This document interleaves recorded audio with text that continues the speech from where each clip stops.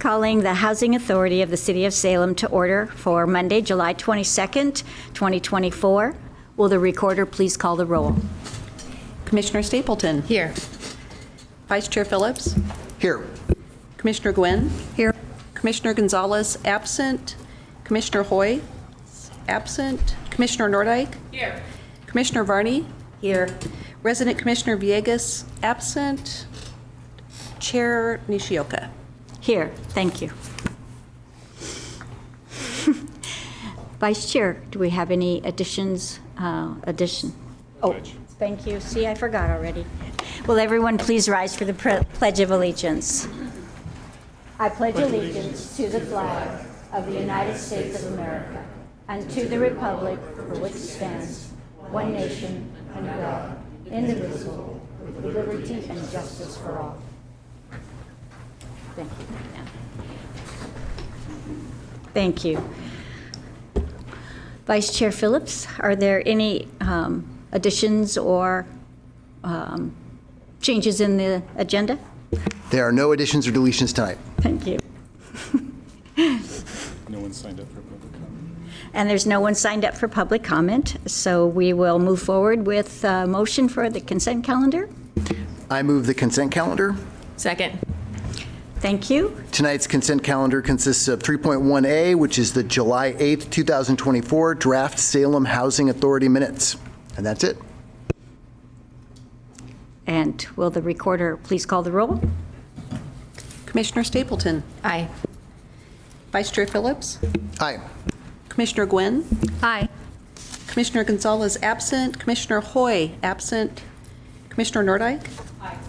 Commissioner Varney. Aye. Resident Commissioner Villegas, absent. Chair Nishioka. Aye. Thank you.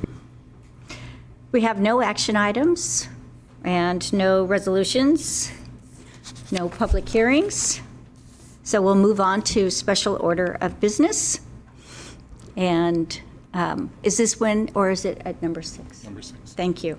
We have no special order of business, and now we are to information reports. And we will hear from Nicole Utes. Thank you. I'm housing.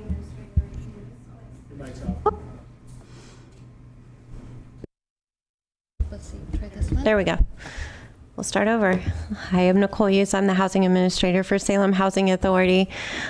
Welcome, Chair Nishioka. We are glad to have you a part of the Housing Authority, and thank you, former Chair Stapleton. We thank you for all your service to the Housing Authority and the time you've been with us. We greatly appreciate it. Tonight, you'll see a program management report that is filled with some information related to the Landlord Symposium. We thought it might be helpful for everyone to have some of this information as you're out and about in neighborhood association meetings or have questions that come up. So we did include some of that and some of the statistics and information in there.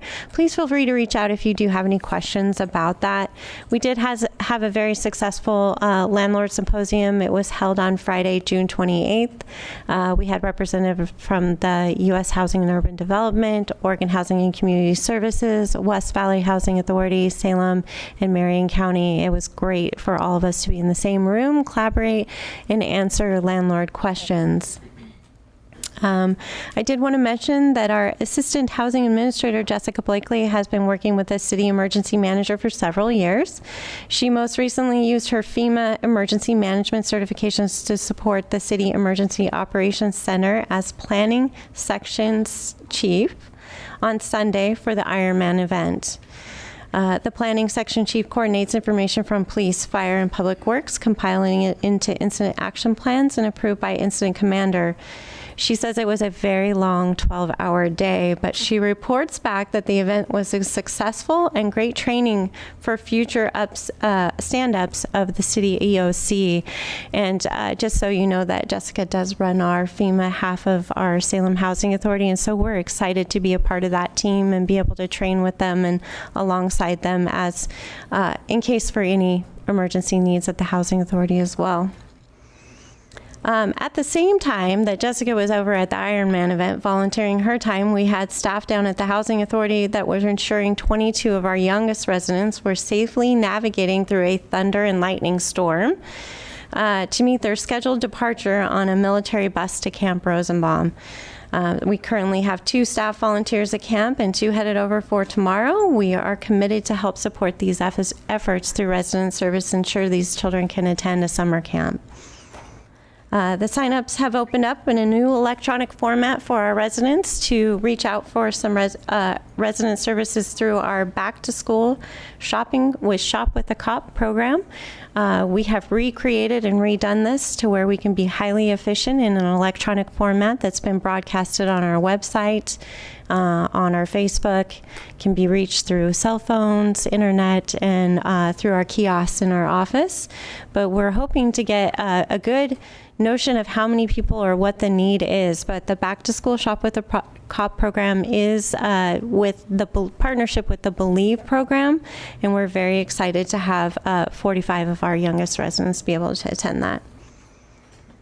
We do have a new look, so if you stop by the Housing Authority, our front office sign has finally been replaced with a new updated version, and is much easier. It was peeling away, and we're happy to have a whole new look to that. We are working diligently through the permanent financing of Sequoia Crossings. This is a very exciting time. I did hear on today's report that Sequoia Crossings is meeting and exceeding its debt coverage ratio. That is exactly where we want to be, and we're happy to get that almost to permanent financing with really no extensions and no additional hurdles such as COVID or anything that's been thrown at us. So yay for Sequoia. We're happy to have it fully leased and fully functioning as designed. Southview Terrace, which is out in South Salem, we recently replaced all of the parking lot lighting into an effort to be more energy efficient in the parking lot and meet and exceed our tenants' expectations to ensure that the safety of the parking lot can be seen. I think we've added another runway in Salem. We have these high efficiency LED lamps, and so they're very pleased with the upgrades. And lastly, just wanted to add in the program management report this month, the agency has provided over $2.7 million in housing assistance payments. This total housing assistance payment has increased by over $160,000 per month since January 2024 due to the rising cost of rents. And we're still in shortfall, and we have to have HUD's permission to be issuing any additional vouchers. Happy to answer any questions. Thank you very much. Yes, Councillor Stapleton. Thank you. Just a quick question on something that you were just mentioning about the new lights at Sequoia. I know that area of town has a lot of light pollution. Is there any kind of shields on it that direct it towards the ground or any kind of new Yes. updates? Awesome. And then also I noticed that every year you guys have a neighborhood night out party. Can you tell us where that's going to be at and how we can support you? Yes, I'm happy to send some additional information out, but National Night Out will be held at Parkway Apartments again, and everybody's invited. We've invited the neighborhood. We're hoping that our Sequoia residents come over to Parkway as well. We do go out into the community and make sure they're aware. Our staff do a lot of volunteer and organizing of that. We do have a Kona ice truck, dunk tanks, all sorts of fun activities, so please feel free to come out and join us. Are there any other questions? Yes, Councillor Nordyke. Thank you so much. In looking at the project report under the property management section, you've identified a handful of vacant units in most of your properties. Please correct me if I'm wrong. My understanding is you're not going to have any problem filling any of those vacancies, are you? That's correct. We will, part of the reason that some of them remain vacant is some of them have extensive damage or they have a infestation issue that takes longer than normal to get them back online. Some of the other ones, I will say that our property management department has gone through quite a turnover, and we do have a lot of staff in training. This is also 30 days behind. I can tell you a vast majority of those have been filled. And as you can see from month to month, they've been quickly dropping off the list. And so we're excited to have a full mechanic team. We have a partial property management management team. They are still all new and learning, but we are working quickly. And no, we have quite extensive waiting lists. Part of our waiting list issue is that HUD does require us to go from date and time order. And so when you have 500 people waiting on a list, some of those lists go stale. And so we've been working diligently to try to purge out those as quickly as possible. It's also why you'll start seeing some of our property lists start opening again. Again, that means they'll go on to the waiting list, not necessarily be immediate opens into a property, but we're trying to get more in time detailed information so that we don't have lists that are older and very difficult, because we have to give anywhere from 14 to 21 days for people to respond.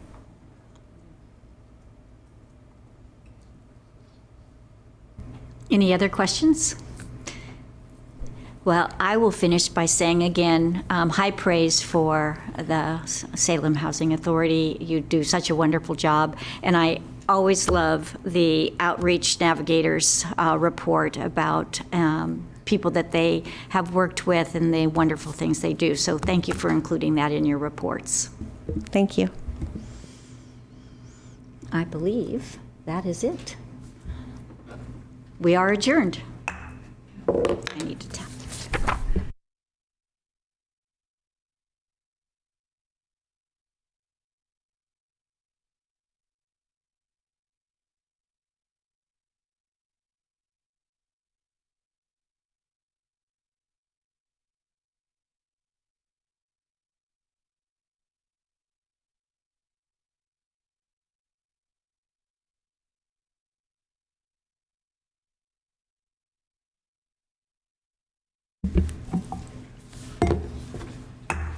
I'll call to order this meeting of the Urban Renewal Agency for the City of Salem for Monday, July 22nd, 2024. If the recorder will please call the roll. Board Member Stapleton. Here. Board Member Nishioka. Here. Board Member Phillips. Here. Board Member Gwynn. Here. Board Member Gonzalez absent. Board Member Hoy's absent. Board Member Nordike. Here. Board Member Varney. Here. Chair Hoy. Here. All right. Councilor Nishioka, do we have any additions or deletions to the agenda? We do not. Thank you. It's Yes. now time for public comment, and we do have one person signed up to address the Urban Renewal Agency, so I'd like to call up Breezy Pointer. Come on up, hit that button so the green light comes on. Introduce yourself with either your address or your ward. As a reminder, you have 3 minutes. When that yellow light starts to flash, that means you have 1 minute left. When the red light comes on, that means your time's expired. Okay, thank you.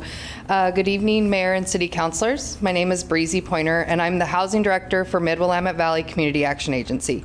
And I'm commenting today on Agenda Item 3.3A. MWVCAA strongly urges the City Council to support the installation of a perimeter fence around the Arches Day Center at 615 Commercial Street Northeast. The Day Center serves as a lifeline for those experiencing homelessness, providing essential services such as meals, showers, mail service, and laundry. The installation of a functional and appealing fence is a significant step towards enhancing the safety and privacy of those we serve. It will provide better access control for the parking lot, keeping individuals out who are not accessing services but are causing harm to the vulnerable population we serve. This crucial measure ensures people can receive vital services without being propositioned or harassed in our parking lot. The intersections surrounding the property are some of the busiest in Salem, and the parking lot is not a safe place for people to sleep. Installing a fence around the property will encourage individuals to utilize emergency shelters and safe parking solutions throughout the city. These sites, which are staffed 24/7, are better suited to address people's basic needs and attain permanent housing. The Arches project relies on the kindness of community members and partners to help put compassion in motion, providing necessities and meals for those most in need. However, the parking lot has become subject to unsolicited groups providing these services without our knowledge outside of business hours. While these groups mean well, doing so puts our county licensed kitchen at risk of non-compliance and will eventually impede our ability to serve the more than 3,000 meals we provide monthly. A fence will allow us to keep our current commercial kitchen compliant and facilitate conversations with community members to ensure the services provided meet the needs of Salem's homeless population.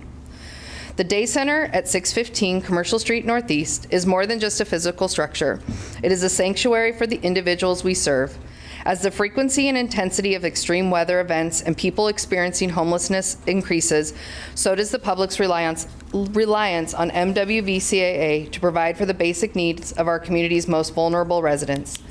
Securing the perimeter allows the Day Center to increase its usable space. It enhances MWVCAA's ability to rapidly and effectively respond to climate emergencies and humanitarian crisis by providing vital services in the parking lot. Installing a fence at the Day Center is a vital enhancement that will significantly benefit both the individuals we serve and the broader community.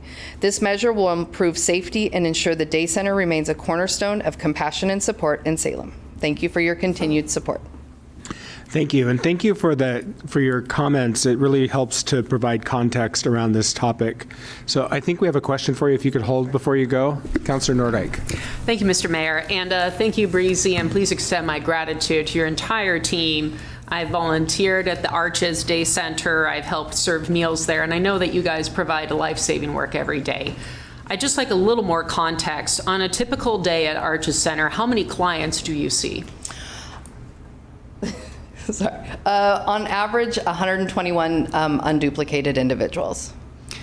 And if you are to move forward with this security fence, how will people access? Is there going to be a secure entry point? Because I have the site map pulled up in front of me, and it looks like you intend to enclose the entire property and the parking lot. So I'm just curious, how are you going to have, where's the entrance point going to be for unsheltered persons? Yeah, so we have two entrances into, the two driveways in.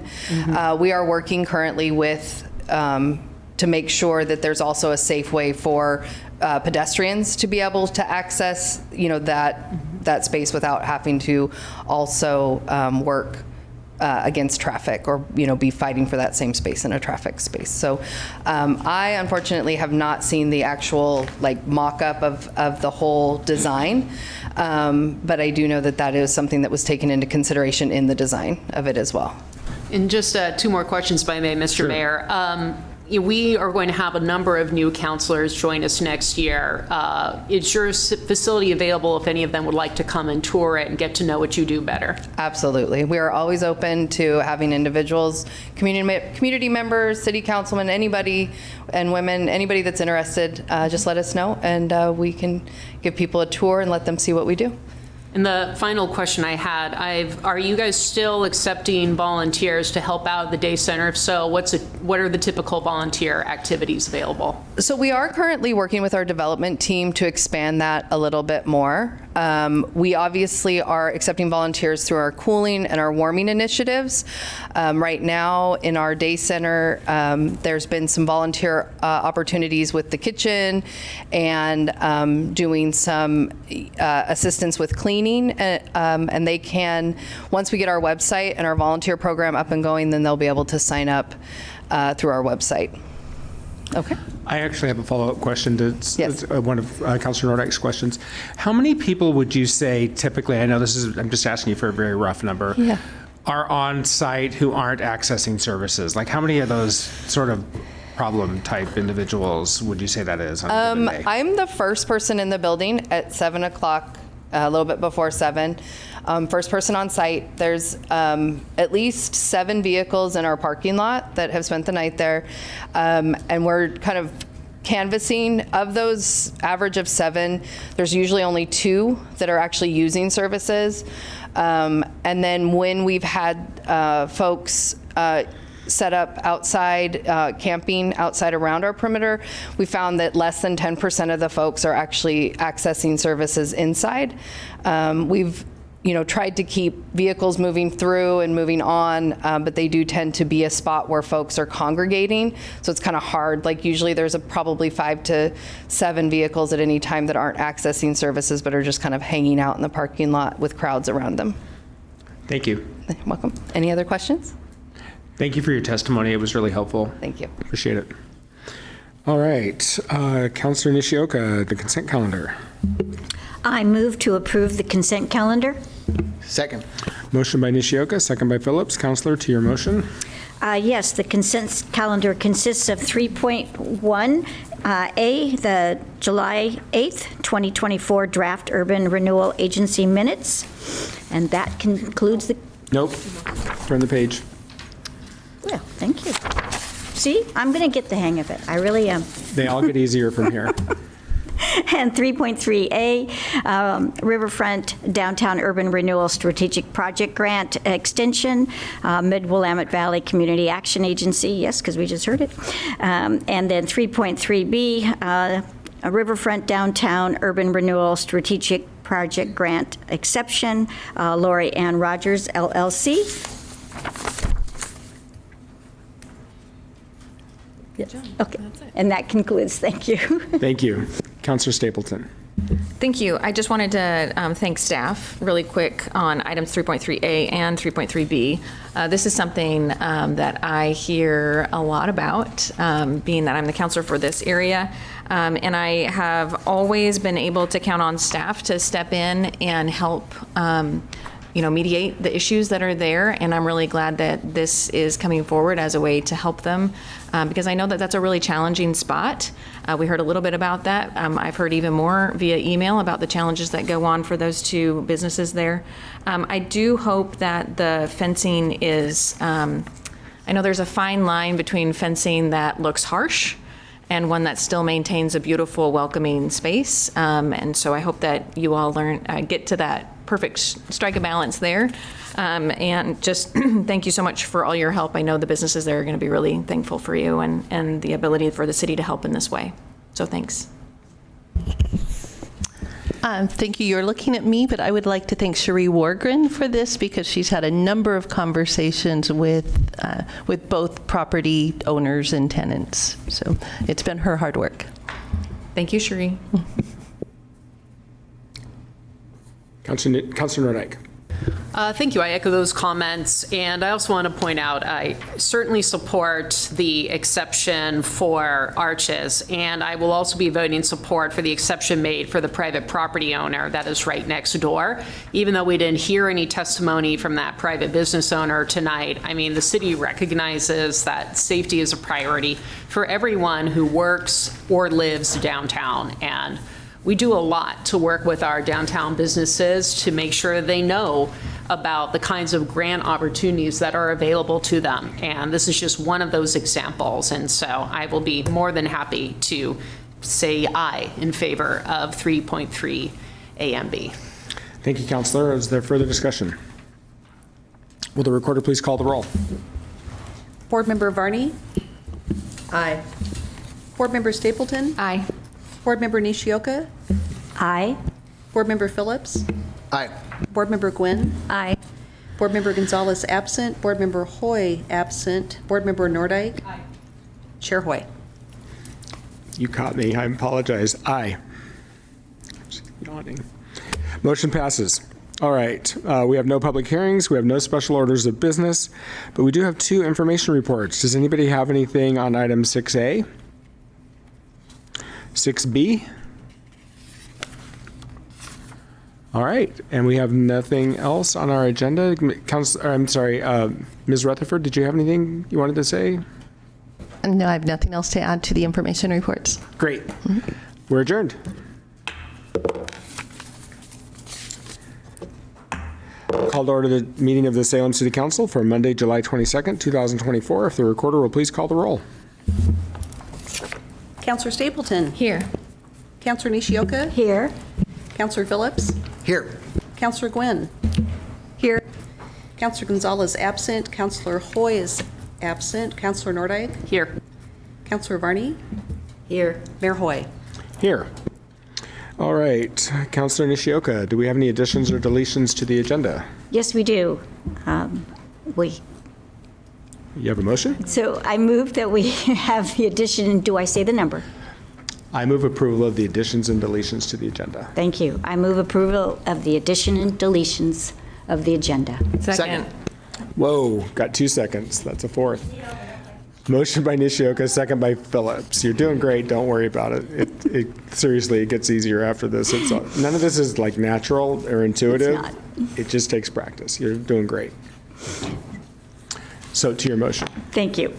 So this is item number 6D, and this is revised. The planning administrator decision was appealed. The appeal was uploaded, attachment 2, to the report, and the staff report was revised. Thank you. And we also have some additional written testimony. And we have additional written testimony. Thank you. Is there any further discussion? Will the recorder please call the roll? Counselor Gonzalez absent, Counselor Hoy absent, Counselor Nordike. Counselor Varney. Aye. Counselor Stapleton. Aye. Counselor Nishioka. Aye.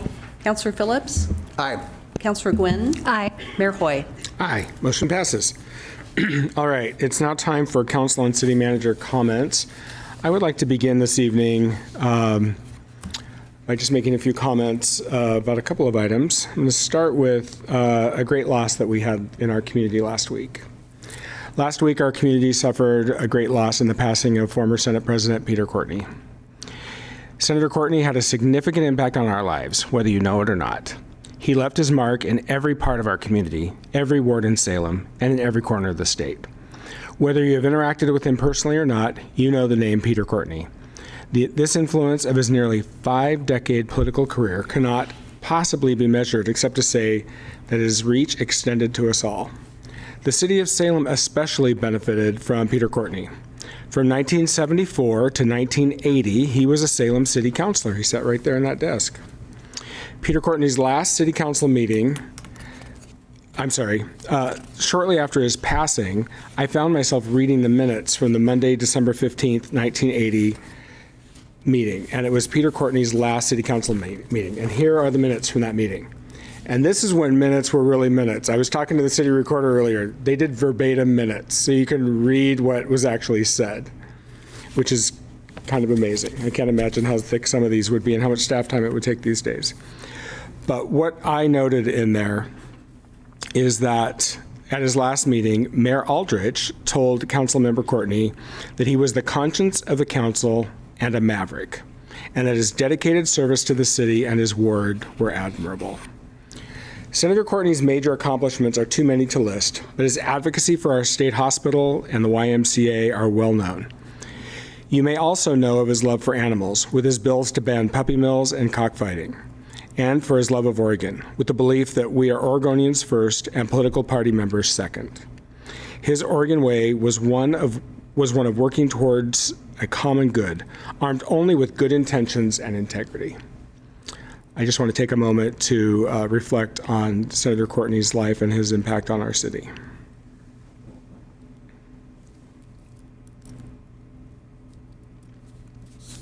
Thank you. I also just want to make a comment, completely changing directions. I just wanted to comment briefly about the Ironman that we had yesterday. I was sad to not see any of your smiling faces at 5:45 down at the river when I did the welcome to all the athletes, but it was truly an amazing event. We had so many athletes, and we had a rare thunderstorm while all of the athletes most of the athletes were still in the water. It was a little bit dicey there for a while, and we had a thunder shower that was hard to believe. I mean, we don't typically have those kind of thunderstorms here in the valley, but we sure did yesterday. But it didn't dampen any spirits, and I don't think it had a negative impact overall on the day's events, and it was an amazing day. And I know that Councilor Nishioka, your spouse, and Councilor Hoy's spouse both completed the event, which is awesome. Congratulations to them both. So yeah, great job to all the city staff who put in so many hours. I know we had people volunteering. Mr. Chandler was there volunteering, and I know we had so many staff. I just happened to have a conversation with him. That's how I know for sure he was there, but we had a lot of others, and we had so many staff putting in a lot of hours to make that thing happen, and so many volunteers in the community. So it really was a great, great event. So thank you for that. And with that, I have asked Mr. Staley to talk to us for a moment about our water situation. So we'll hear from him. Thank you, Mr. Mayor. Keith Staley, City Manager. Just a quick update on the city's water treatment plant and the process that we use in order to manage the ongoing cyanotoxin event that's taking place within our watershed, within the North Santiam watershed. If we did not have those facilities in place and those processes in place, we would be experiencing some real significant problems. Going back to 2018, when we experienced the crisis, as it's known, that's very much still on people's mind. And so we run tests. Every day we're testing the water. We're pulling samples from the reservoir and throughout the river at intake and as the water is leaving the plant and entering in the distribution system. Above the system, above intake, the numbers are as high as we've ever seen, and in many cases higher than we've seen. So again, if we were not and did not have the processes in place to manage this and the skilled employees to deal with this, we would be in trouble. The city of Salem and the state of Oregon invested $93 million in our water treatment plant.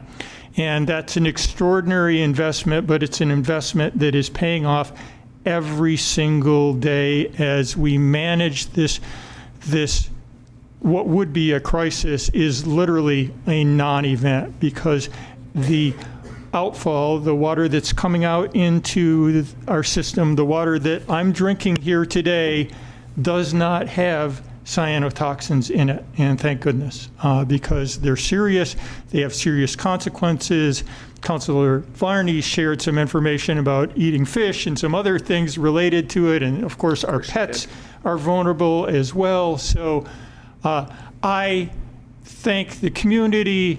It certainly makes and allows the city manager to sleep better, and it, I think, allows all the council members and the mayor to sleep well, knowing that 24 hours a day, 365 days a year, we have a system in place that protects us and delivers high-quality drinking water to our community every single day. And it's amazing.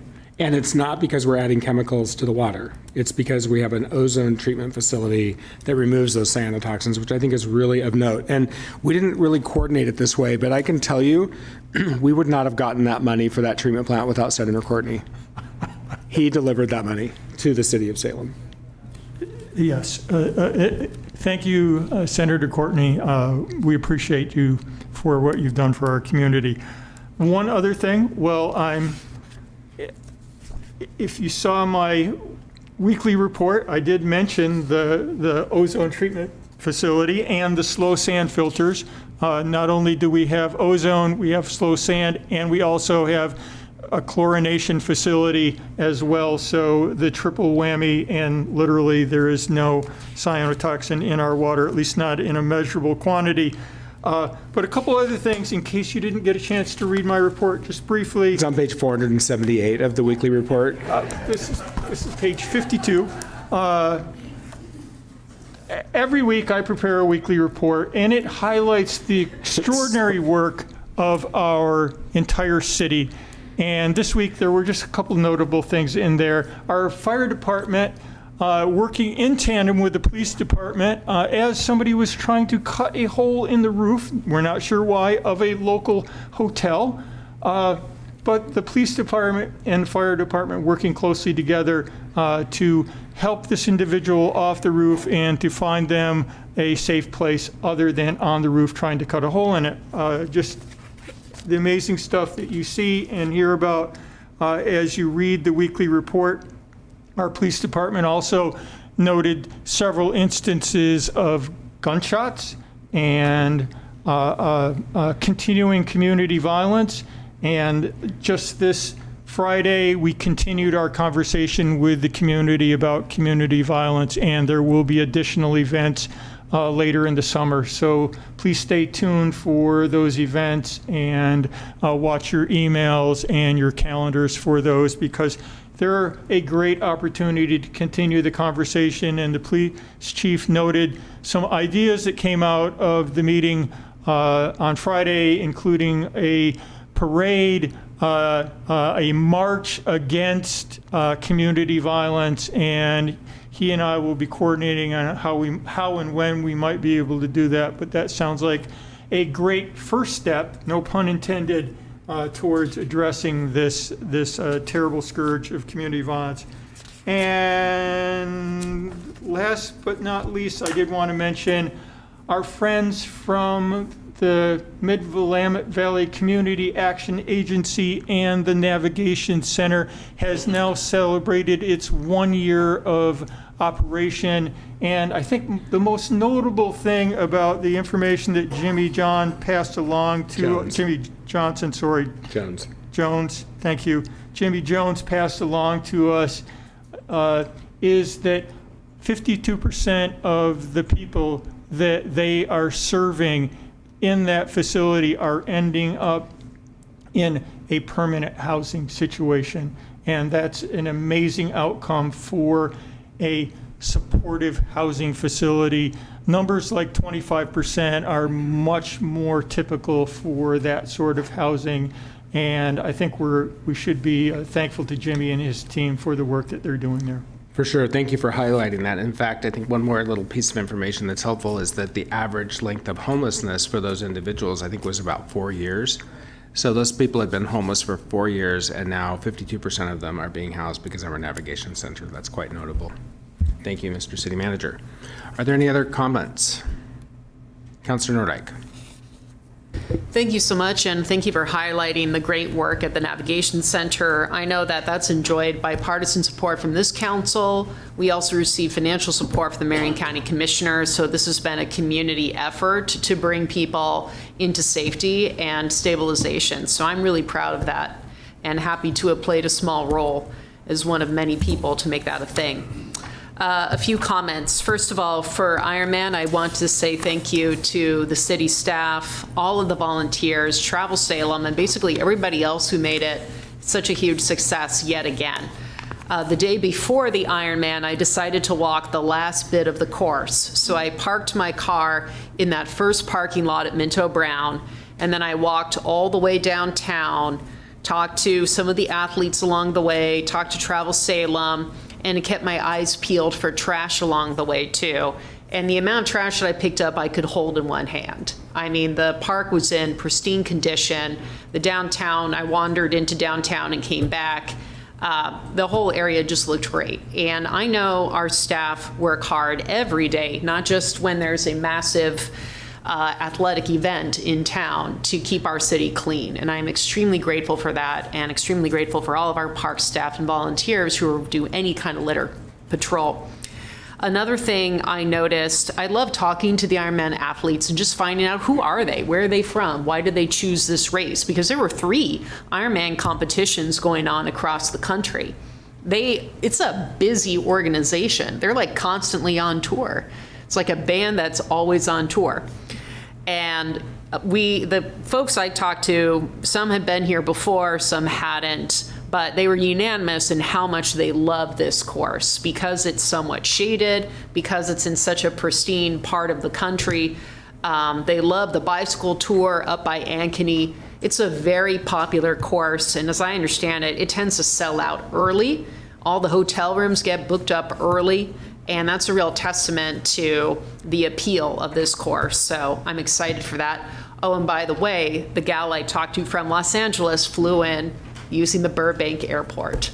So she had a variety of friends who had gotten stranded in LA. I'm like, yeah, they should have flown out of Burbank, you know? So I sure hope that they made it. I mean, I would hate to miss my Ironman if I had signed up for that.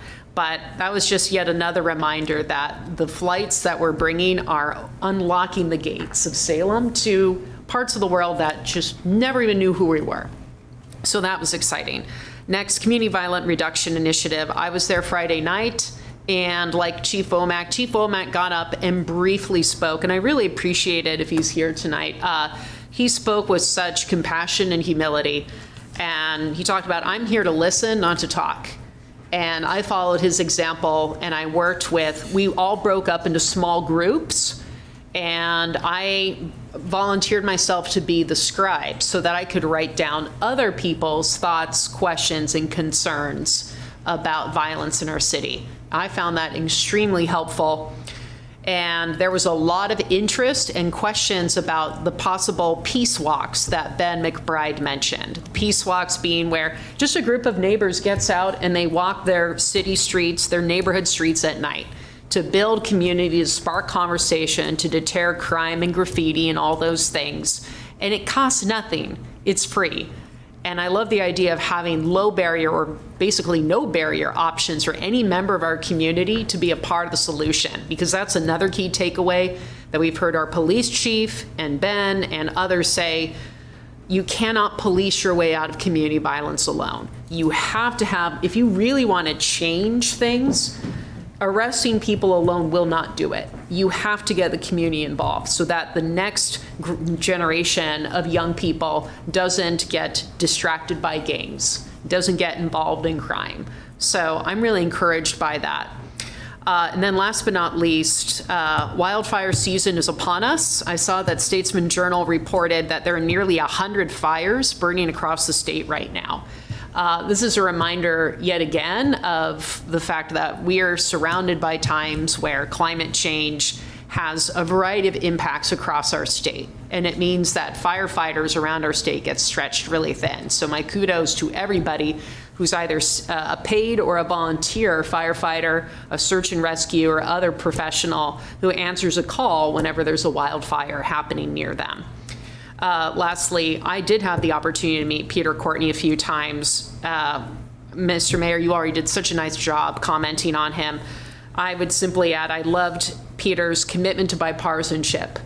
Sometimes I feel like bipartisanship is an endangered species, but it is possible. And I really admire Peter for that and always will. Thank you. Thank you, Councilor. Just following up on your comment about the Ironman, I had the occasion to watch the swimming event from the Sternwheeler, and I was sitting at a table with some folks from Illinois. And so I was getting to talk to them about our city, because once you're there, you can't leave the venue until 8:30. So you're there for like 2.5 hours because the paths of the exit of the swimmers crosses. So anyway, we had a long time to chat. And it was really nice being able to talk to folks from out of state. They'd never been to Oregon before. They'd never been to Salem. And just hearing their perspective on our city. And they were in love with our downtown and the architecture and the revitalization. And they were marveling at our complete lack of traffic. I'm like, wow, I'm going to need you to talk to some more people about that lack of traffic. But it's just interesting hearing people's perspectives who don't live here, and that's always a fun thing. So, and the nice thing is they were extending their visit out, I think until Wednesday, and they were going to visit some wineries and do a little sightseeing, and so it was great. So that Ironman has, I think, a far-reaching impact. So thank you, Councilor. Councilor Stapleton. Thank you. I briefly wanted to mention two things. One, on our consent agenda, we have the 3.3A. We have some safe routes to school infrastructure, and really excited to see Market Street and 15th top of the list. This is an area where sadly we have lost a life. It is very dangerous for folks, and it is a major crossing for folks who are going to Parish Middle School and North Salem High School. So really excited and very hopeful that we can get this across the finish line. It will mean so much to North and to Parish and to all of the families in that area, as well as NEN, the neighborhood association in that area. And then I also wanted to thank the chief for his work, of course, on Friday night, and wanted to add that I really do hope that we can get some intersection art or sidewalk art included in some of that crime prevention, where there are areas where violence has taken place, that we could replace that with something of beauty. I think would be really meaningful for the community and a way for us to work together to curb violence in the community. So thanks so much for your work on that. Thank you, Councilor. Are there additional comments? Councilor Phillips. Thank you to my colleagues for all the things that they said. I got to meet Senator Courtney, and absolutely his impact over 50 years continues to save lives as we speak, in terms of seeing the benefits of the water infrastructure that we have, and having served on the wastewater community, our water's safe. So it's really cool to see that come to fruition. I don't like being Dr. Downer, but I have some things I feel like I got to get off my chest and talk about. It's been a rough month news-wise, and when I came off of shift last Saturday, I literally thought to myself, God, I hope there's no news. And unfortunately, the exact opposite thing was true. First thing I saw was that there was an assassination attempt on our former president, Trump, and it broke my heart. I'm so glad that he's okay, but political violence is never okay. And I think that I have this opportunity as a leader to speak out, and I want to use my platform to say that's not what democracy, small d, is about. This is a competition of ideas. This is about, talking to the people that you know, and working to get things changed. There's a process, and violence is not okay. That doesn't mean that I won't vociferously use my freedom of speech to criticize something or to compliment something, but that kind of violence has no place here. That's cowardly, that's wrong, and I just want to use this moment to speak out against it. I also think we have a massive gun violence problem in this country. Like, our culture has to change. It's just so devastating to see that this issue comes back time and time again. I'm glad that we acknowledge every year that there is that first weekend in June is a National Gun Violence Awareness Month. I'm glad that we continue to do that and lead in that way, but I don't think these things are unrelated. And then, just moving on, in addition to recognizing the work of Senator Courtney, I'm so sorry for his passing, and condolences to his family and friends. I want to take a moment to acknowledge the work of President Biden. I think that it's kind of historic that he's not seeking re-election, and it may seem weird, why is the counselor talking about this? 4 years ago is really hard. The pandemic, the lives lost there, the chaos that caused.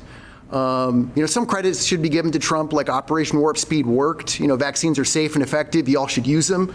Hopefully they'll come up with a new one for the annual one next month, roughly.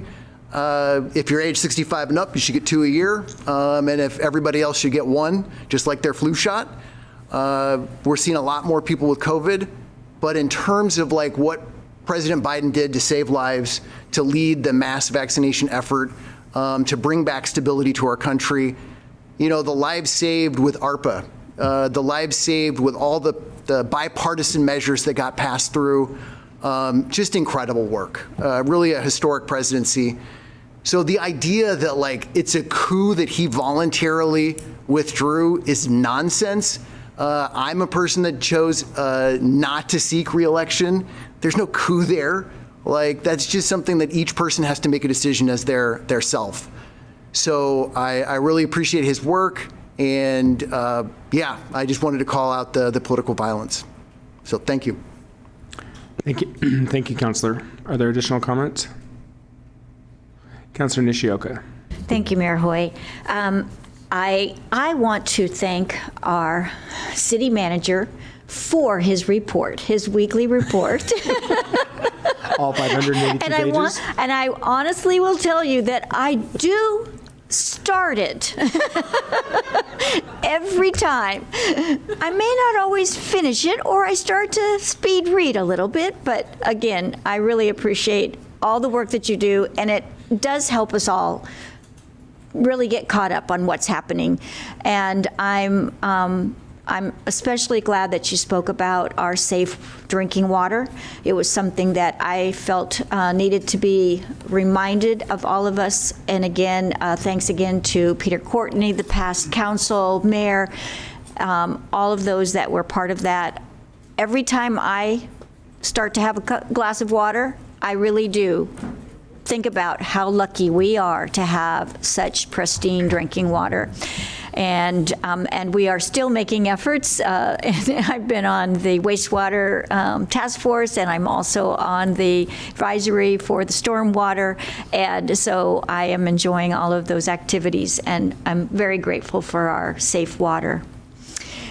I'm also grateful in the sense that we don't have the algae building up in the Willamette River, or the Ironman probably wouldn't have been able to happen if we had that happening in our river. And I also, again, want to thank Mr. Courtney for the Peter Courtney Bridge, often referred to as the Taco Bridge. But I want to remind all of us that he was critical in getting that to happen, along with the running community and many others. I really don't know everyone, but I know that it was a very important bridge for the entire city and the park. And it's what makes Ironman be able to happen here. And it is always voted the best running 70.3 course. So I just want everyone to know that. I also had the pleasure of volunteering Thursday, Friday, and Saturday, and Sunday. And registration was where I got to be one of those days, and I got to talk with the athletes checking in, and many of them coming from quite a far distance. I asked everybody that I could, did you fly a velo? And there was only a few. Most people had either family in Portland or they were meeting friends, but there were probably about 300 people that didn't make it because there was a lot that didn't fill out their registration. So that glitch probably affected people not being able to attend. So anyway, I just wanted to make point of the bridge again and the safe water. So thank you. Thank you, Counselor. Just for the record, I very much appreciate the city manager's updates. I think they're great. And I always commit to reading the first 50 pages. So beyond that, I don't promise anything. Are there any other comments? All right. Let's move on then to public comment. We have no proclamations tonight, so we have public comment. We do have 2 people signed up. I do have a timer over there I see now. Thank you. First up is Beth Schmidt. As a reminder, please introduce yourself with your address or your ward, and you have 3 minutes. When the yellow light starts to flash, that means you have a minute left. When the red light comes on, your time's up. Hit that green button for me so the light comes on. Good evening. Pull that microphone over a little bit. My favorite. There you go. Good evening, Mayor Hoy, councilors, Mr. Staley. My name is Beth Schmidt. I'm the Salem Kaiser Safe Routes to School Program Coordinator. I am here tonight in support of item number 3.3A for Safe Routes to School infrastructure. As you know, I'm very passionate about pedestrian and bicycle safety, so we support this so that Salem Kaiser Public Schools has students safely get to and from school. And we're very excited for North Salem and Parish students, and Pringle, because that's also another site visit that we've been to, and people speed and go by there, but I'm on a timer, so I better be quick. I thought, out of respect for all of you and your commitment to me this year, I'd give a little recap of how the school year went. And so this nice gentleman behind me is going to support me, and I have a little slideshow I hope you all enjoy. I'm going to talk really fast. I know that if you make it really big, there it is. Here we go. Salem Kaiser, Safe Routes to School. We had a really great year. I'm very, very proud of our progress we made this year. And you can go to the next slide. If you would just go through them, I will talk as I go. Here we go. This is at Herritt Middle School, where PE teachers taught students how to ride bikes. You might not know that we piloted a program with bicycle safety in PE with the support of Cycle Oregon. We had a bicycle fleet that came, and we taught bicycle safety to students at 3 schools at Cesar Chavez and Herritt and Morningside, all in Salem. And I want to thank Mayor Hoy and Councilors Stapleton and Nishioka and Varney for coming and seeing what the program looked like. But I'll be quick. Oh, he already went through so many things. He's at the bike bus already. Is that the second slide? Here we go. Okay, yeah, if you could please. Was that the first one? Bike safety education. Yeah, bike safety education. I'm really prepared. We did teach over 150 students how to ride bikes. This program really changed everything for me. I'm so proud of everything that we got to do with students. Some children have never even been on a bicycle and had never even had an opportunity to learn how to ride a bike. This was super fun. Go ahead. I have 42 seconds. Bike safety education, as you can see, here's a plethora of pictures. Councilor Varney and Mayor Hoyt came with Salem PD, and they had wonderful engagement with our students. They helped students learn how to ride bikes and hand out certificates and ribbons and talk to students. That was a marvelous opportunity to engage. Councilor Stapleton came and spoke about Salem Bike Vision, and Councilor Nishioka came. We got to shake hands. The children really liked that. They felt important. They felt like they were seen and they mattered. And that was a really big deal to engage with students so that they knew what they were doing was special and that you guys cared for them. So I really appreciate that support. Pedestrian safety, hopefully is next. Bike bus. We did our first official bike bus. Mobile classroom, we did that too. We partnered with Chariots. That's a phenomenal thing we also did just to really destigmatize taking the bus. Salem Kaiser Public School students can ride the bus for free, and we are working to help them learn how to take the bus, how to get on the bus, how do you pay for the bus. Beth? Yep. I apologize, but your time's up. You did send this to us, didn't you? Where's that trap door, Mr. Staley? What? You sent the slideshow to us? You have it now. Okay. But there was a lot of wonderful things, and I hope to do them next year, and I'm really proud of all of your involvement. We'd be happy to schedule you for a time when you're doing an actual presentation, but I feel obligated to the community to enforce the rules best I can equally. Yeah. So, yeah. You bet. Councilor Phillips.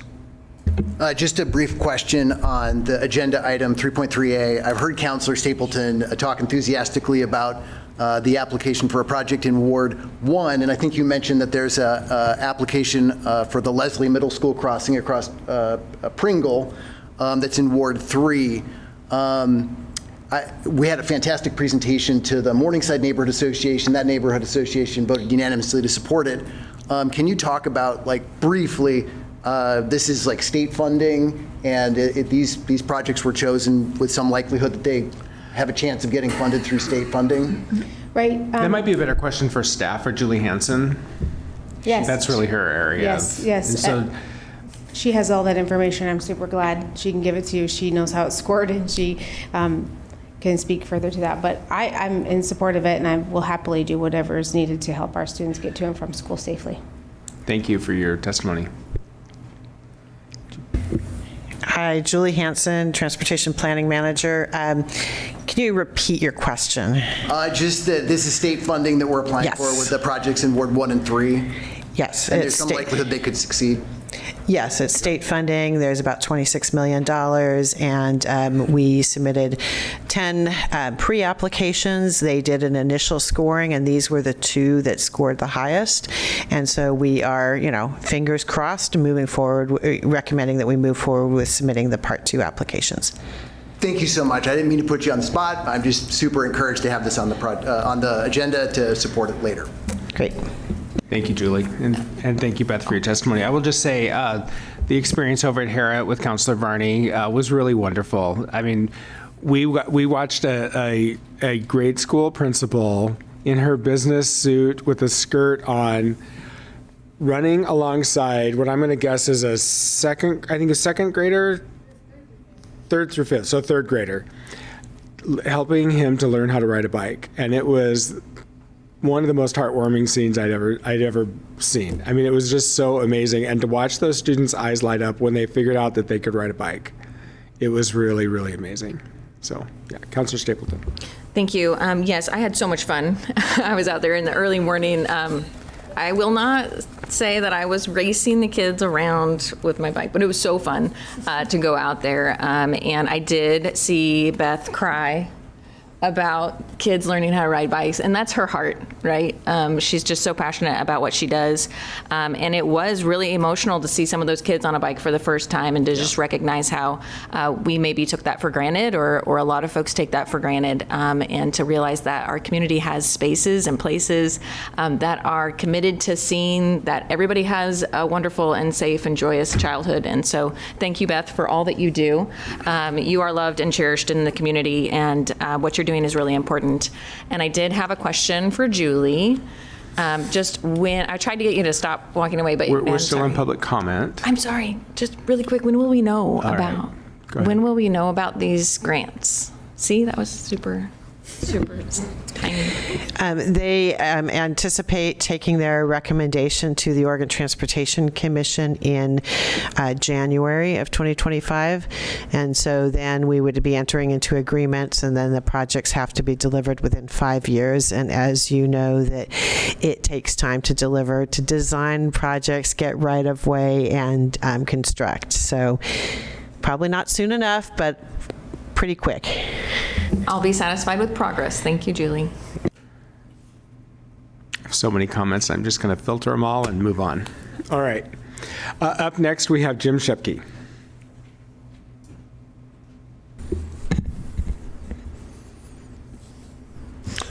Mr. Mayor, City Council, Jim Shepke, Ward 2. I wish to comment on Agenda Item 3.2A regarding a Community Services Department fee study. About this, I first wish to say that I hope the resumption of overdue fines at the library is off the table for consideration of this study. It was not too long ago that our library became what they called fine-free and celebrated this with a big banner on the side of the library. You probably saw it, and for good reason. It was proven a long time ago that overdue fines generate little revenue and only serve to discourage library use, particularly by children, young adults, and young families. Currently, only 2 libraries among the 14 libraries serving populations over 50,000 in Oregon have overdue fines. All the rest got rid of them, most a long time ago.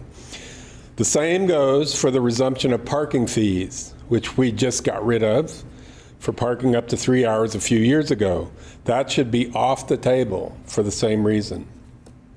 What should be on the table is consideration of eliminating the subsidy everyone in Salem pays to library users who live in Kaiser and Turner and Almsville and elsewhere outside our city limits for library service. This subsidy has been in place since 2016 when we allowed out-of-city library users to check out up to 10 books without paying a library card fee. Prior to 2016, they were limited to only 1 book, which was fair because they do pay a property tax of 8 cents per thousand to the Chemeketa Cooperative Regional Library System. I contend that a limit of 10 books is really not a limit at all. Very few people, myself included, ever check out more than 10 books at a time. I've submitted written testimony about this that has more detail. The fee study most definitely needs to look at this, and I hope will recommend a return to the situation prior to 2016 with the addition of the card fee of $60 that was established in 2002 that needs to be retroactively adjusted for inflation, which would bring it up to about $100. Finally, I hope no one thinks that raising fees in the Community Development Department will be the solution to the funding problems of our library, parks, and Center 50+. I believe the only real solution would be a livability levy that has been suggested to you by the Revenue Task Force, in which I hope to see on the ballot in May of next year, so that we won't see more severe cuts to these vital community services in fiscal 2026. Thank you. Thank you, Mr. Shepke. Mr. Archer, just to clarify, we're not contemplating reintroducing library fines, are we? That's correct. Thank you. Good. Just for the record. Yeah. Thank you for your testimony. Okay. And that concludes public testimony. We are now on to the consent calendar. Councilor Nishioka. I move. Oh, hold on one second. Councilor Nordyke. Oh, I'm sorry. I need to declare an actual conflict of interest for item 3.3A due to family having property in the vicinity of one of the affected areas. So procedurally, that item should be pulled from the consent calendar and considered separately. Okay. I apologize for not bringing that to your attention sooner. So will we need a new motion then? Yes. So I move for approval of the consent calendar with the exception of 3.2A. 3.3A. 3.3A. Second. Motion by Nishioka, second by Stapleton. Councilor, to your motion. Thank you. So the consent calendar consists of the July 8th, 2024 draft city council meeting minutes and July 15th, 2024 draft city council work session minutes. Resolution number 3.2A, transfer of appropriations within the city's fiscal year 2025 budget to fund a contract for a community services department fee. Study. Study? Study, thank you.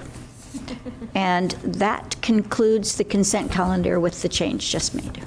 Thank you. Is there further discussion? Will the recorder please call the roll? Counselor Hoy absent. Counselor Nordike. Aye. Counselor Barney. Aye. Counselor Stapleton. Aye. Counselor Nishioka. Aye. Counselor Phillips. Aye. Counselor Gwynn. Aye. Counselor Gonzalez absent. Mayor Hoy. Aye, motion passes. All right, we have no public hearings, so we're on to special orders of business. We have item 5A, community belonging survey results. And I'm not, we have the, I believe, Vice Chair of the Human Rights Commission, Joaquin Lara Midkiff, here with us. If you'll hit that button for me. So the light comes on. There you go. Thank you. And I have a presentation too. Who do I look at? Here. Have a presentation? Coming up. Look at Logan. Yeah, he's looking. Okay.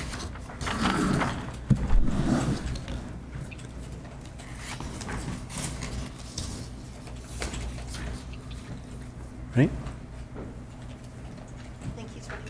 Okay. Mayor and Council, good evening. For the record, my name is Joaquin Lara Midkiff from Ward 8, and I'm on the leadership of the city's Human Rights Commission here today to deliver a finding summary from the city's Community Belonging Survey. Let's go to background, please. Next slide. You could look up at this one, perhaps. Okay, and good. You don't turn away from the microphone. That would be great. Thank you. This survey, now in its sixth year, is made possible through our collaboration with the graduate students at Western Oregon University under the direction of Professor Mary Ann Bradshaw. Previous surveys have formed the basis for significant policy recommendations, most recently the change to SRC, making housing a protected class in Salem adopted by this council, and also largely scaffolded the work of the commission throughout the years. Among the primary objectives of this survey was to measure and analyze the various types and frequency and locations of discrimination witnessed and experienced by Salem residents, and to rate discrimination across the city and the Salem residents' comfort reporting a biased crime to the Salem Police Department. This year, the survey was available in 4 languages: English, Spanish, Chuukese, and Marshallese. This was coupled with special outreach to partners who service these language communities. And as we've done in years past, the Commission performed an overquota of our neighbors experiencing houselessness in our continued effort to more meaningfully understand the nature of their experiences and lead the city to more fully serve this at-risk community. Next slide, please. Just under 1,000 people completed the survey, and here is what they are sharing this year. 67% of folks said that they had witnessed or heard about discrimination in our community. 34% said that they had personally lived it. When you selected that you had either witnessed or experienced discrimination, you were invited to expand on that. Where and what kind and how often. When asked to reflect on the last year in Salem, folks reported seeing discrimination most often on the basis of race, color, and national origin at about 70%, housing status at about 59%, and gender identity at about 45%. Others reported experiencing discrimination most often with respect to race, age, and gender. For those that said that their experience of discrimination is a daily or weekly occurrence, we're hearing from the community that most often takes the form of housing status, mental disability, and weight or body type. Next slide, please. Since last year, we have begun investigating where in our community this discrimination is reportedly taking place. Life happens everywhere, and so too, unfortunately, do challenges to belonging. Most commonly, folks are saying that they are personally experiencing discrimination at businesses, about a rate about 49%, public outdoor spaces, healthcare settings, and government offices and agencies. Notably, these are places that I like to call public trust. But they are also places where people of all backgrounds and perspectives interact. Now, it's important to keep in mind that people hold many identities. It's not always immediately obvious the basis of discrimination or why certain places lend themselves to particular experiences. This year, people experiencing discrimination at businesses, for example, said it most often had to do with their race or housing status. In public outdoor spaces, it was housing status, body type, or sexual orientation. In healthcare settings, it was most often body type and gender identity. And in government offices, it was gender, identity, race, and age. But this is for the community at large. We also want to document the ways in which people experiencing houselessness navigate discrimination. Next slide, please.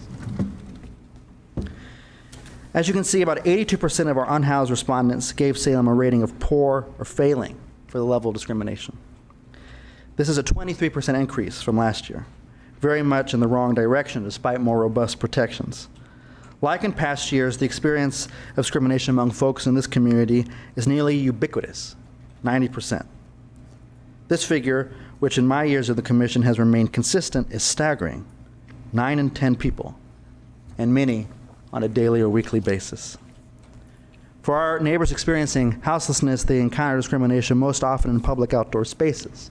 Examples include parks or streets. 79% said this about public outdoor spaces. 60.4% said public transportation, while 29.2% identified government offices or agencies. While direct services have been transformative in the lives of many people experiencing homelessness in the city, we heard about some of that tonight, the challenges the community faces remain stark and pervasive. Next slide, please. Championing belonging and combating discrimination is a community value, and one that falls on all of us to embody.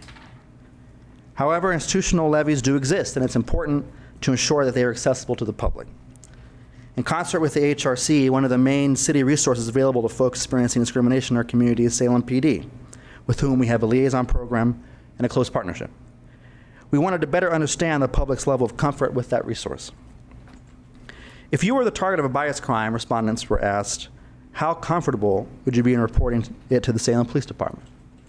42.3% of all respondents, independently of whether they had themselves experienced discrimination, shared that they felt either somewhat or very uncomfortable reporting bias to the police.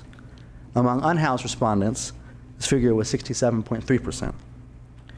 Respondents with historically marginalized gender identities and sexual identities, members of the LGBTQIA+ community, are 35% less comfortable reporting a bias crime to the Salem Police Department as compared to respondents outside of the community.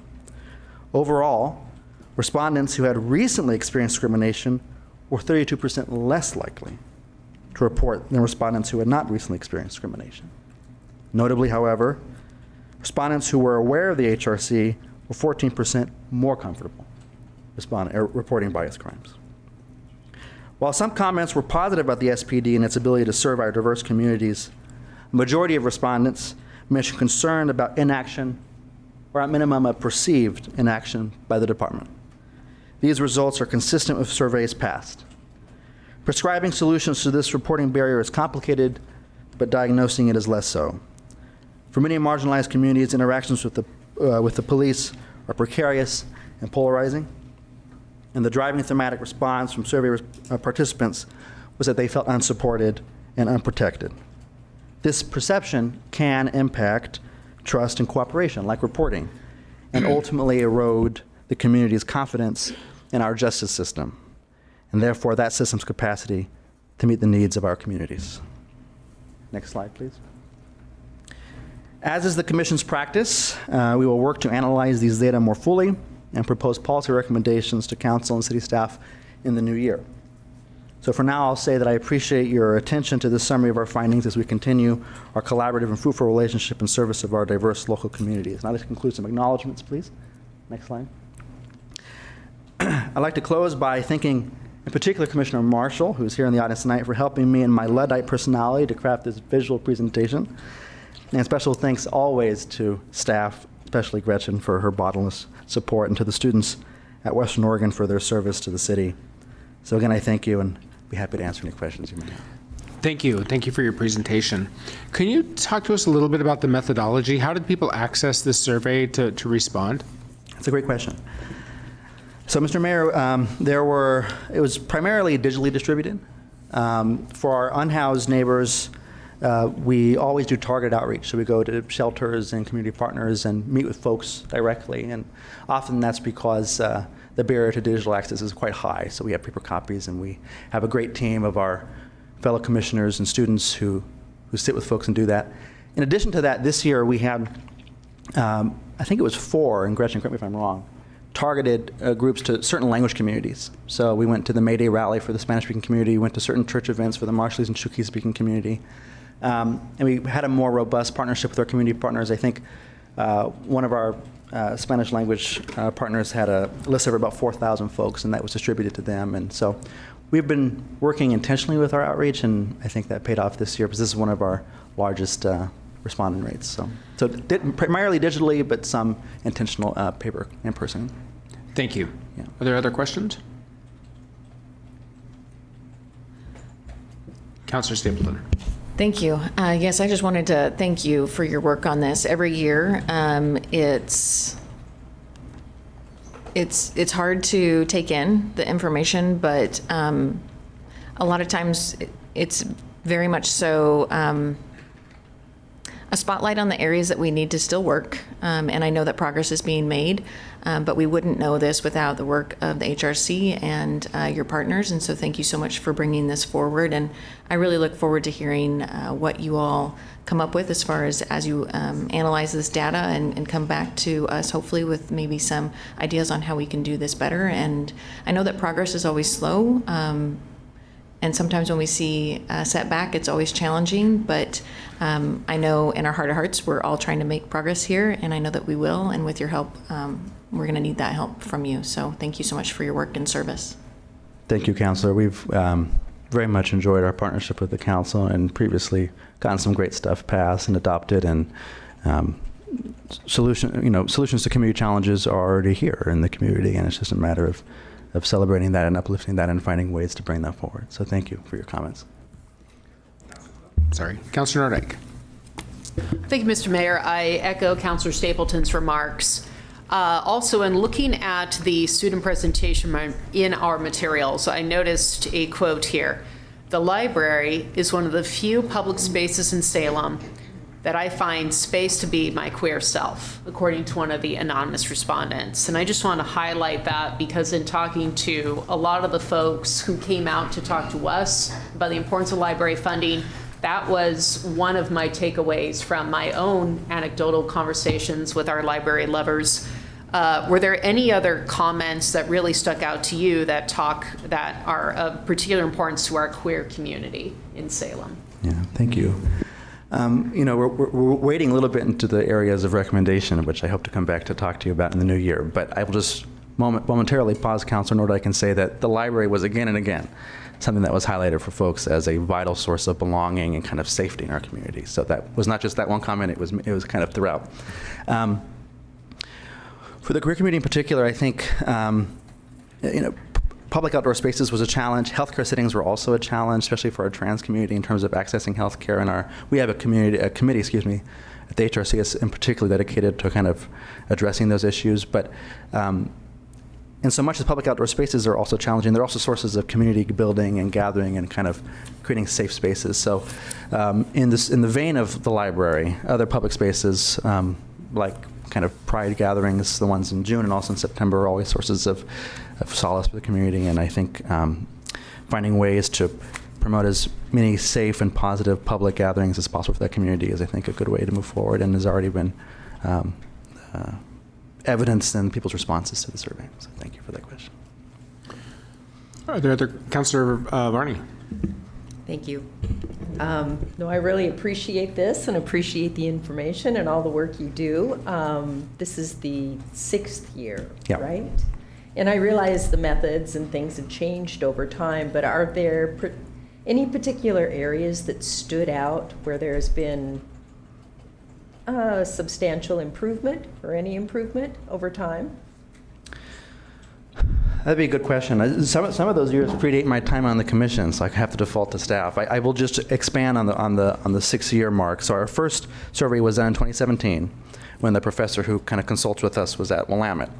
Then there was an interim period where there weren't surveys, and so the newest generation of surveys was from the 2020 to the present, when the professor was at Western. And that data has changed. The data gathering process has changed quite a bit, so it'd be hard to compare long term. But I don't know. I think a lot of folks, especially in the kind of elaborative commentary section of the survey, speak to seeing the efforts that City Council is doing, seeing the efforts that our community partners are doing, seeing the efforts that the HRC is doing, and kind of celebrating that. And so, we're not seeing some progress that we'd like to see, especially with our unhoused neighbors. But people are seeing the work that we're doing and appreciating the effort that's being made. And by the way, also with SPD from time to time too, with their educational efforts and outreach efforts especially. So people are cognizant of the work we're doing, and it's just a matter of continuing that work, I hope, and seeing those changes long term.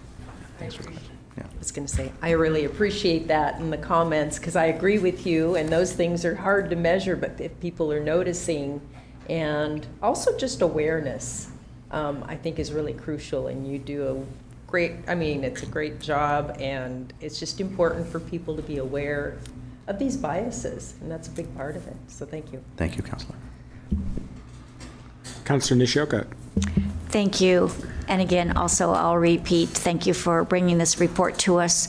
I had a question. You know, you said that discrimination or comments of discrimination have been up 20%. And I'm wondering if you feel that some of that is because of the work you're doing and being able to reach people, or do you feel people might be more comfortable with sharing information? I'm just curious if you've had any, if you've done any research on that in itself. Thank you, Councilor Nishioka. Yeah, the 23% figure is particularly with respect to the unhoused community. So I don't want the impression to be that, discrimination across the board has gone up a quarter, and that's that. But yes, I appreciate the question. The answer is it would be difficult at this point to really measure that, given how recent the change to the SRC has been, especially for that community. I will say, anecdotally, a lot of the folks that we hear from, Linnell Wilcox and others who work directly with the community, say that folks are really much more aware and much more, if you feel a greater sense of agency to be able, to your point, to report these sorts of activities. I think that's only a good thing. As a matter of fact, we have not as many as I would hope reports specifically to do with housing status. In other words, we're not seeing the changes in policy yet translate into actual claims of discrimination on the basis of housing among the community in the way that we might hope, given the changes and kind of the more robust protections that change affords that community. But I think the answer to that would be continued and more sustained outreach to that community. Again, that educational component, that awareness component, and I hope to be able to answer that question more affirmatively for you next time. But matter of time. Thank you. Thank you. Are there additional questions? Well, thank you so much for your presentation. We look forward to seeing you again. Thank you. All right, we're on to item 5B. I'll call up Chief Womack to give us a mid-year update regarding several key department programs and reports.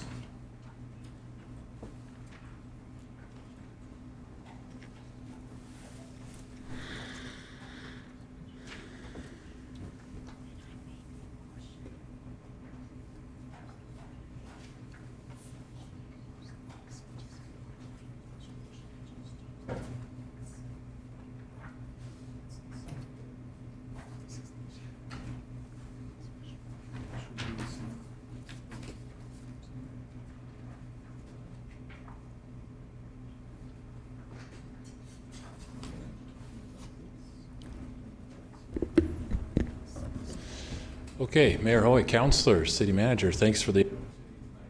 Oops, your microphone just went off. Just went off again. There we go. Trevor Womack, Chief of Police. Don't touch that. No.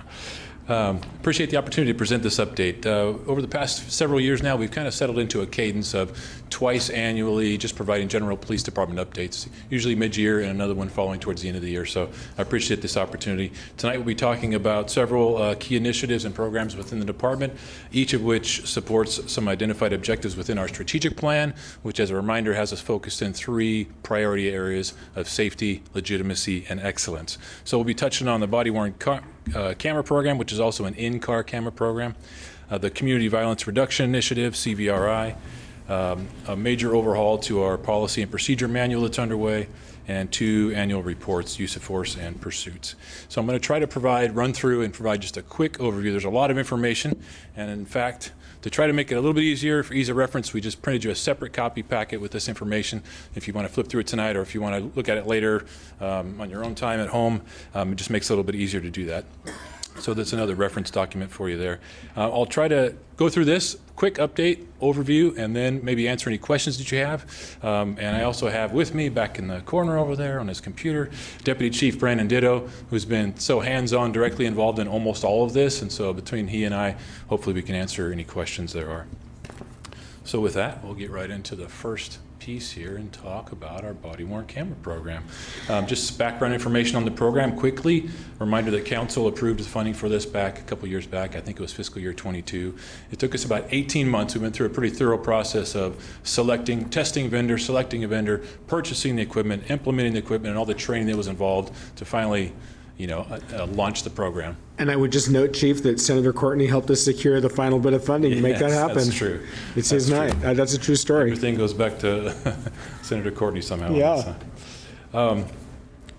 So that culminated, it was February of 23 last year where we finally launched the program, and that was issuing cameras to all of our police officers, also in-car camera in all of our patrol cars. On a side note too, the in-car camera system greatly expands and enhances our ability for our automated license plate readers. So now all the police cars that are driving through the city are capturing all the license plates that are parked and driving by. It's a huge investigative tool for us. We've solved multiple crimes quickly by being able to locate where vehicles were during certain times and places. So now that's greatly expanded as well. So now, after one full year use of the program, we have some data finally, so that's why we're here reporting back tonight. For context, we recorded about 84,000 incidents or contacts with our cameras, so the amount of video and audio recording footage is huge. And we expect that to grow over the next year because we were still phasing in our in-car cameras along the way. Now that everything's implemented, we think the incidents of recordings will be higher next year. So just a couple quick outcomes that we've seen from the program. Definitely some increased efficiencies with our officers for the times they spend writing reports, and the quality of reports and evidence they have for prosecutions is better and faster, and it saves the officers time and more and better successful prosecutions as well. And then on the trust accountability side, which also ties into efficiency, one of the biggest changes we've seen so far just in the first year, our formal complaints have dropped by 62%. It's an incredible drop in our formal complaints. Now, our formal complaints are the more serious ones that take the longest time to investigate. We'd be interviewing multiple parties, interviewing officers, trying to prove whether an allegation was true or false, very laborious and time-consuming. And so to drop by 62% saves a lot of staff time, which we can immediately redirect to other important functions. And what it's doing is helping us resolve complaints faster on intake. Now, there's a video recording, audio recording of every interaction we're having. So whether it's an internally generated complaint or concern or an externally complaint that comes in, we're able to quickly do an assessment to see some of the veracity that's behind that allegation.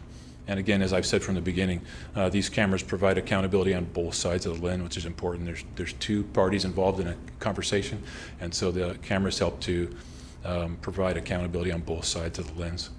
And also, I think a huge more difficult to measure outcome is our limiting our risk for civil liability. It's hard to measure what doesn't happen, but we're all aware in this room of some recent incidents that were high liability with the police department. Those all occurred before we had our body-worn camera program. We believe if we would have had very good audio and video of those incidents, it would have limited our exposure in those, and I think it's going to save the city money going forward as well. Okay, next one. Just a quick touch on CVRI. We've talked a little bit about it tonight already, so I think most everyone's up to speed. But you'll recall from the joint city-county work session that we had in November, we began to look at data that was showing the violent crime rising in our community, specifically shootings had doubled recently. And so in response and in support of the mayor, we launched our Community Violence Reduction Initiative. And there's two main prongs to that I'll just touch on tonight. There's a community-based prevention and intervention strategy being developed. There's also criminal justice partnerships that are strengthening around this issue also. So those are both underway at the same time. For the community-based side of that, we have our consultants from Empower Initiative, Mr. Ben McBride, helping us to engage with our community through a series of meetings. We've had several so far. One Friday night was just mentioned and discussed. We're listening to our community, gathering ideas and input to develop strategies on that. There's also a community working group that's been formed now based on people that have participated and engaged so far, expressed interest and their stakeholders. And there's representatives on that community group from Boys and Girls Club, Catholic Community Services, Church at the Park, Enlace Cross-Cultural Development Project, Luz de la Valle Church, Salem Kaiser Public Schools, Salem Leadership Foundation, and also, of course, city staff is on their work group as well.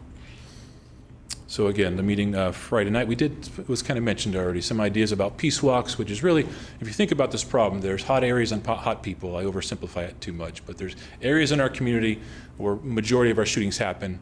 They're at higher risk. So increased presence in that area tends to lower the risk. And so when you're talking about community-involved peace walks, it's about that preventative presence that lowers risk in neighborhoods. That's one strategy. The other one is the people involved. There's folks in our community that are at higher risk for various risk factors.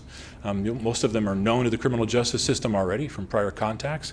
And there's ways that the community can help interact with those folks to lower risk as well. So you lower risk in areas and you lower risk for the highest risk people at the same time. So those are the ideas that are being talked about with the community working group and facilitated conversations with our community. On the criminal justice system side, again, this is really about all of our partners here at the local level, county, state, and federal levels, calling out this issue as a priority for their organizations and committing to the partnership to reduce these incidents in our community. So for one, we're holding offenders accountable. Violent offenders in our community need to be held accountable. Just as a quick example, we've had tragically 5 murders in our community so far this year. We've solved all 5 of those cases. We're very good at that sort of police work and follow-up and holding people accountable. Another small example is the current summer violence prevention mission that we're doing in primarily Northeast Salem, but also a bit into downtown core, involving Kaiser PD, Marion County Sheriffs, and DA, also adult and juvenile probation, and our federal partners as well. And this is about increasing our presence and our resources in the area, but also engaging with the higher risk folks that are known to the criminal justice system. So a few quick next steps. Where are we going from here? The county, Marion County, is conducting a gun violence problem analysis similar to the one we did that we presented back in November. That should be done within the next couple months. It will be a 10-year look instead of a 5-year look. It will also update the Salem PD data as well, and include the small towns in Marion County also. So it'll be a pretty comprehensive look. That report will be available to us. We'll have the report that's coming from Empower Initiative and Ben McBride from all the community input that we've gathered, and we can bring those 2 reports forward for another follow-up joint work session tentatively scheduled for November, and we'll probably have a clear path forward, set us up really well for 2025. So those are the next steps for that initiative. Our policy and procedure manual, perhaps not as exciting. It's much more of an administrative internal thing that we're excited about within the police department, but literally hundreds of hours of work have gone into this. It was about 2 years ago, and it's called out in our strategic plan, something that we wanted to get done. It's a full review of our entire policy and procedures. There's about 200 of those. Each one has been renumbered, reviewed, reorganized.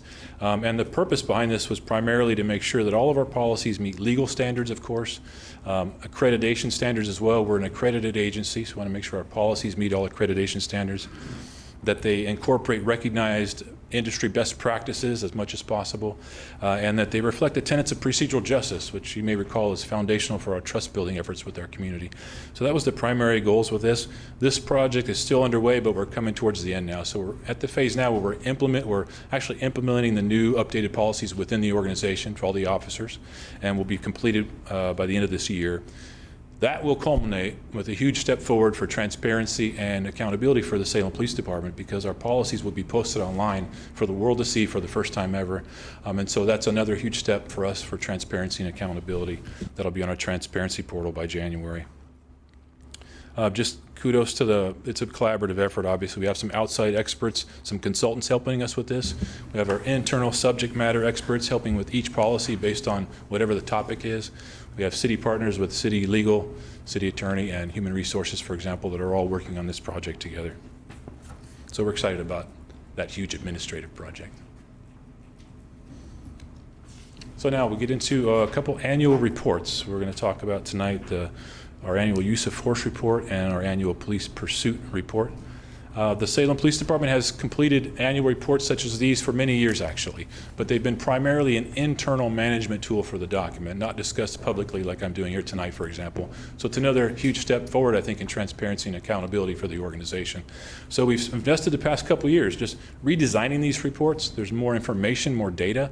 They're presented a little bit friendlier, I think, for readability, and so they're more valuable. And again, stepping up with transparency is important. For example, we've already shared these and discussed these reports with the Community Police Review Board.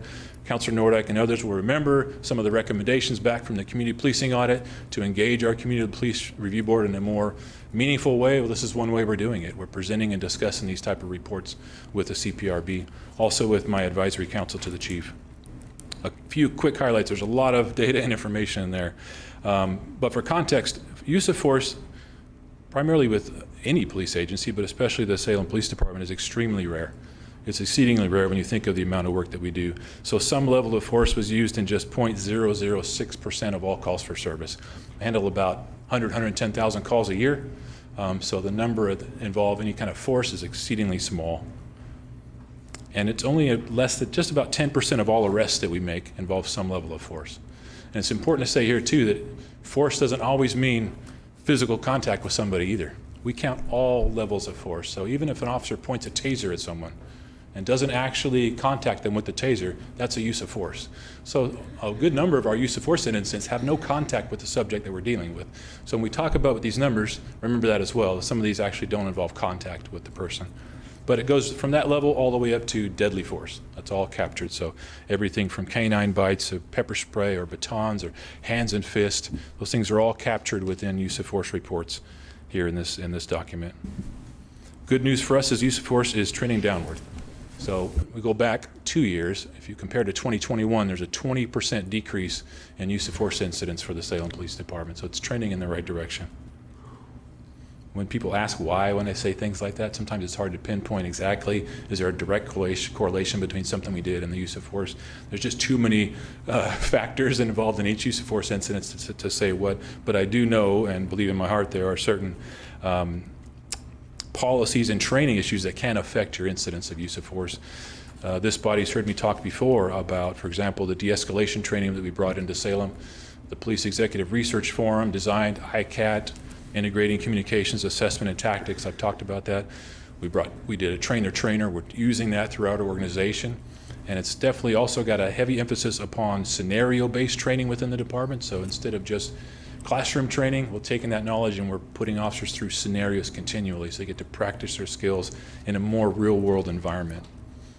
And there's also the use of force reports we do. Every single use of force is documented in a use of force report, analyzed and incorporated into this report.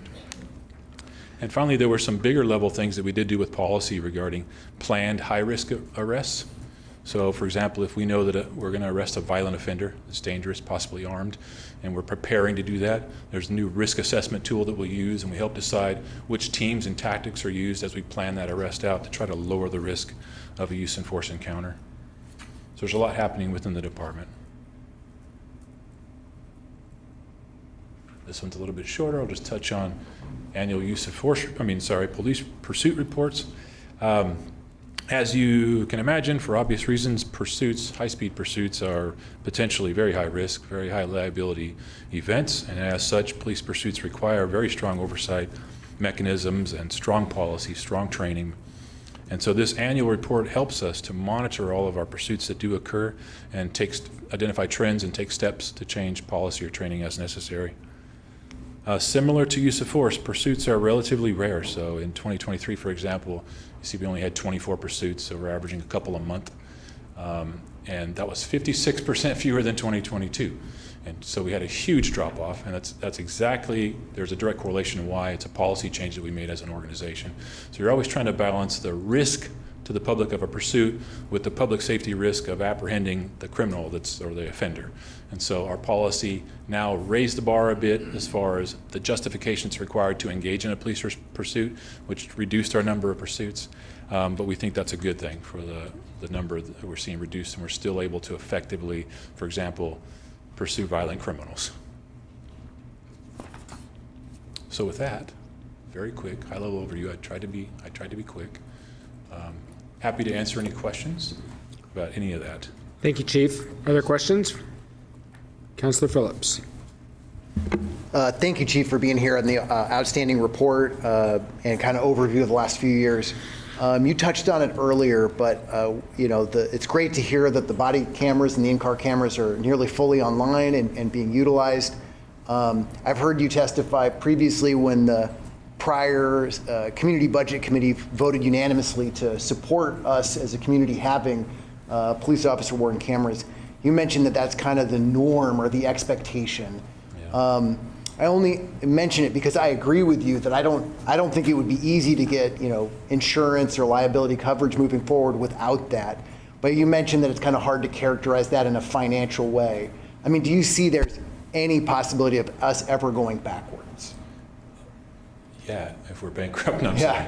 But, I mean, if it's anything to do with my control, no. And it is because over 80% of the larger police agencies across the nation have body-worn cameras. And there is this general sense that to prove anything nowadays, you have to have audio or video footage of what occurred. And so even for successful prosecutions, the bar's been raised. And so it's actually a critical piece of equipment. And frankly, I'll speak for Officer Johnson here. I think most of our officers wouldn't want to go out without the camera at this point because, again, it provides accountability on both sides of the camera. It tends to lower tensions for everyone that's involved when you know something's being recorded. So again, it is standard equipment. I think it's a critical piece of equipment for law enforcement, and I don't see us going back. I'm proud that we were finally able to do this. Yeah, and I agree with you. Thank you so much for those comments. Like, it is critical. So, like, this doesn't seem like a target for efficiency's sake or reducing budgets moving forward. But I just wanted to make sure that the community heard that again. I agree with you. I think it's essential and is needed moving forward. Thank you, Councilor. Additional questions or comments? Councilor Nordyke. Also on the topic of body-worn cameras, I was one of the counselors here who cast a vote in favor of that. I think we did that unanimously, if I'm not mistaken. And I'm just wondering, since a majority of large police departments now use body-worn cameras, I mean, is there any national data or conversation about that contributing to, I know you said use of force is down for a variety of reasons, but I'm just wondering, are police chiefs around the country talking about things that are different now that body-worn cameras are becoming ubiquitous? Or is it too soon to identify these emerging trends from this new, basically this new world of police work with body cameras everywhere? One comment I'll make, during the budget committee it came up too, there are some studies out there showing whether, and there's disagreement if they're effective or not based on what you're looking at. So there are some studies out there available online that you can find. I do think that risk reduction is a huge benefit of the program. That's proven out, I think. Also, training. So the big difference that we're talking about kind of as an industry is the training tool that this provides now. So officers do things right a lot of times also, right? And so when they do something perfectly, it's nice to have that documented. So when you're doing a scenario-based training, you have an example of what a perfect handling call looks like. And so we're doing more and more of that too, just incorporating it in training. So yeah, there's a lot of discussion about, it's relatively new still, but there's a lot of discussion about the benefits and how we're moving forward. This idea of kind of Monday morning quarterbacking incidents, right? Just being more proactive with reviewing body-worn camera footage and seeing what we could lift up as best practice within the organization and try to encourage that. We're also using it as an accountability measure. So there are cases when the camera proves what happened, and sometimes we can use that to hold officers accountable when appropriate, right? Which is what we want to do. And so it's definitely a benefit there. Are there additional questions? Councilor Varney. Thank you very much for the report. I was just kind of curious with body-worn cameras, with the recording. Are there ever instances where you turn off cameras, for instance, with mental health crises or other things? I was just curious. There's several outlined. We have pretty good policy on this too, which is already posted on our transparency portal. You can look at our policy, but it addresses things like that. Sometimes in a hospital setting, or sometimes if you're dealing with a victim of sexual abuse, there's certain situations where you don't want to record, and it's all outlined in our policy to give our officers pretty good direction on that. But for the most part, it's required that officers do activate their camera when they're engaged in some sort of contact. Thank you. Mm-hmm. Further questions? Councilor Nishioka. Thank you, Mayor Hoy, and thank you, Chief Womack. Really great report, sort of staying on the same theme. It's really great to see the use of force has decreased so much. I think that's wonderful. I also appreciate the fact that you have the body cameras in there, part of your equipment, and I think that you will continue to see that helps in all of this. But I also want to say that I appreciate all the work that you personally have done with your team on adjusting the policies and adjusting the culture within the police department. I think all of that has led to all these great benefits that you're being able to tell us about. So thank you.